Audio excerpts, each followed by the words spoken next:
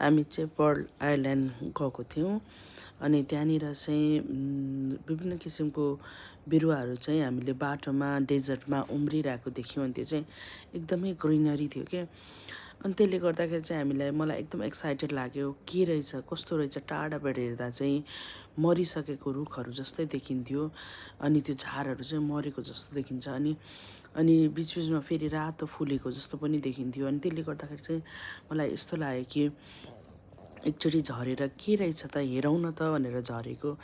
अनि झर्दा त यति सुन्दर रहेछ त्यो, न मरेको रहेछ न त्यसमा चाहिँ सानो सानो फुलहरू आएको अनि पातहरू पनि त्यो क्याक्टसको जस्तो पातहरू भएको सानो एकदमै 3 लेयर भएको क्याक्टसहरू देख्यौँ। अनि त्यहाँबाट हेर्दै हेर्दै हेर्दै हेर्दै जाँदाखेरि चाहिँ यति सुन्दर देखेँ कि त्यो सबै झारहरू मरेको जस्तो झार त त्यो डेजर्टको लागि चाहिँ पोथ्रा भन्छ होइन। अनि त्यो पोथ्राहरू चाहिँ यस्तो राम्रो कि त्यो फुलहरू जस्तो, दानाहरू जस्तो, बिउहरू जस्तो।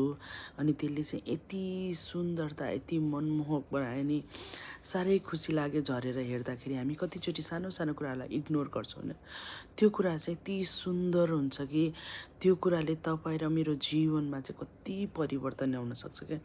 यो फुल देख्दाखेरि मरुभूमिमा नि फुल फुल्छ र भनेको जस्तो लाग्छ, तर एक्ज्याक्टली जब हामी झर्छौँ अनि त्यो कुराहरूलाई निहाल्छौँ, त्यो कुराहरूलाई अब्जर्भ गर्छौँ नि, अनि त्यति बेला बल्ल थाहा हुन्छ कि सुन्दरता कहाँ छ र सुन्दरतालाई चाहिँ कसरी बयान गर्ने भन्ने कुरा चाहिँ के, यो चाहिँ मरुभूमिमा फुलेको चाहिँ सुन्दर फुल हो कि हामीले हाम्रो जीवनलाई नै कतिचोटि मरुभूमि देख्न सक्छौँ क्या।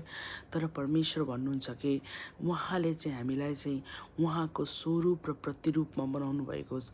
सायद कतिजनाले हामीलाई टाढाबाट हेर्दाखेरि चाहिँ हामीलाई सुक्खा देख्नुहुन्छ होला, हामीलाई कति कुराहरू हामी गर्न नसक्ने देख्नुहुन्छ होला, तर परमेश्वरले हामीलाई चाहिँ एउटा योग्यको व्यक्ति बनाउनु भएको छ।